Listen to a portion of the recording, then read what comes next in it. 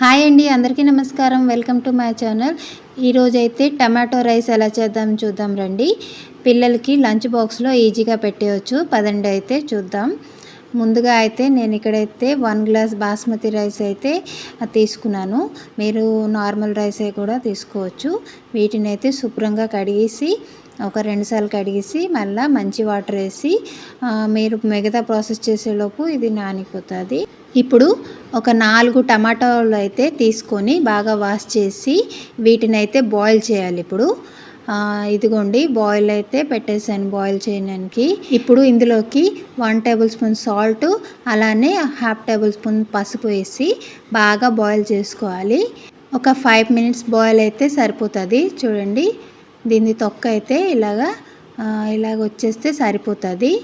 ఇప్పుడైతే మనం stove off చేసేసి ఇది కొద్దిగా చల్లార్చుకొని మీద దీని తొక్క అయితే తీసేసి ఇప్పుడైతే తొక్కలన్నీ తీసేసి ఒక మిక్సీ జార్ తీసుకొని ఇక్కడ మెత్తగా పేస్ట్ అయితే చేసుకోవాలన్నమాట.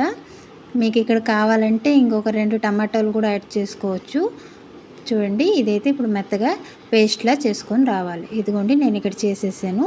ఇప్పుడు మిగతా ప్రాసెస్ చూద్దాం పదండి. ఇప్పుడు ఒక కడాయి పెట్టుకొని అందులోని కడాయి హీట్ అయ్యాక అందులో 1 టేబుల్ స్పూన్ నెయ్యి, అలానే ఒక 2 టేబుల్ స్పూన్లు ఆయిల్ అయితే వేసుకోవాలి. ఆయిల్ కొద్దిగా హీట్ అయ్యాక బిర్యానీ ఆకు, అలాగే చెక్క, ఇలాచీ, లవంగాలు ఇవి వేసేసాక ఒక 2 పచ్చిమిర్చీలు కూడా వేసి కొద్దిగా కలుపుకోవాలి. పచ్చిమిర్చి కొద్దిగా వేగాక మనం చిన్న ముక్కలుగా కట్ చేసుకున్న ఆనియన్స్ అయితే ఒక 2 ఇలాగా చిన్న చిన్న ముక్కలు కట్ చేసుకొని వేసుకోవాలి. ఆనియన్స్ వేసేసుకున్నాక ఇక్కడైతే ఫ్రై చేసుకోవాలి.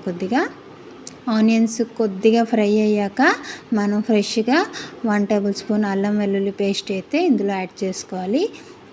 అల్లం వెల్లుల్లి పేస్ట్ వేసుకున్న తర్వాత బాగా కలుపుకొని ఇది పచ్చివాసన పోయేంత వరకు వేయించుకోవాలి. తర్వాత మనం ముందుగా పేస్ట్ చేసుకున్న టమాటో ప్యూరీ ఉంది కదా, అది యాడ్ చేసుకొని మళ్ళీ కొద్దిగా కలుపుకోవాలి. ఇది కొద్దిగా కలుపుకున్న తర్వాత మనం ఇంకొక 2 టమాటో ముక్కలు అయితే మనం 2 చిన్న ముక్కలుగా కట్ చేసుకోవాలి. అవి కూడా ఇక్కడ వేసుకొని కొద్దిగా కలిపేశాక మనమైతే ఇక్కడ ఈ టమాటో అనేది కొద్దిగా మూత పెట్టేసి మగ్గించుకుంటే అన్నమాట టమాటో అనేది కొద్దిగా మగ్గుతుంది. ఇదిగోండి, మూత పెట్టేసి ఇక్కడ ఉడికించుకోవాలి.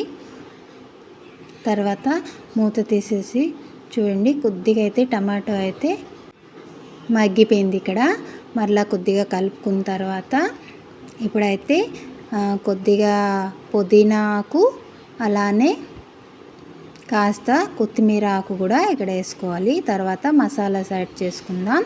ముందుగా 1/2 టేబుల్ స్పూన్ పసుపు, తగినంత ఉప్పు, అలానే తగినంత కారం. నేనైతే ఇక్కడ పిల్లల కోసం చేస్తున్నాను, అందుకే కారం తక్కువగా మీకు కావాలంటే ఇంకొక స్పూన్ యాడ్ చేసుకోవచ్చు. అలానే ధనియాల పొడి కొద్దిగా, అలానే గరం మసాలా కొద్దిగా వేసుకొని ఇవన్నీ బాగా వేయించుకోవాలి. ఈ మసాలా అనేంత పచ్చివాసన పోయేంత వరకు వేయించుకోవాలి.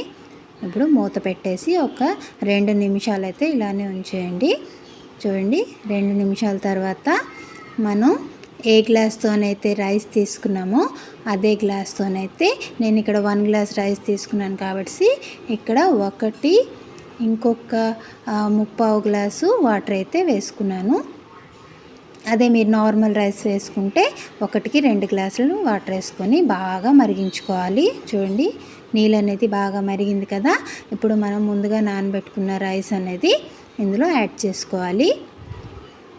చూడండి, యాడ్ చేసుకున్న తర్వాత ఒకసారి ఇలాగే కలుపుకున్నాక ఇక్కడ సాల్ట్ ఏమైనా యాడ్ చేయాలంటే ఈ స్టేజ్లో మీరు సాలిపోతే యాడ్ చేసుకోండి. తర్వాత మూత పెట్టేసి ఒక 10 మినిట్స్ మీడియం ఫ్లేమ్లో ఇలానే వేయించుకున్న తర్వాత చూడండి, మూత తీసేసాక చూడండి ఇంకొక కాస్త వాటర్ ఉంది కదా, ఇది వాళ్ళ కొద్దిగా కలుపుకున్న తర్వాత మరలా మూత పెట్టుకొని లో ఫ్లేమ్లో అయితే ఒక 5 నిమిషాలు అయితే కుక్ చేసుకోవాలి.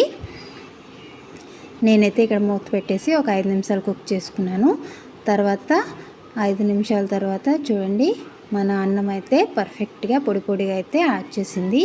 ఇప్పుడు ఇలానే సర్వ్ చేసుకోకూడదండి. ఇప్పుడు ఇది ఇది స్టవ్ ఆఫ్ చేసుకొని మూత పెట్టేసి ఒక 5-6 నిమిషాలు అయితే అలానే పక్కనైతే పెట్టేయండి. మనకి ఇంకా మంచిగా రైస్ అయితే పొడి పొడిలాడుతుంటుంది.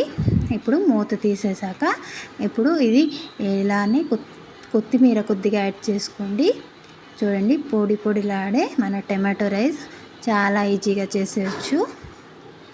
మీరు కూడా ఒకసారి ట్రై చేయండి. ట్రై చేసి ఎలా వచ్చిందో నాకు కింద కామెంట్ సెక్షన్లో అయితే కామెంట్ చేయండి.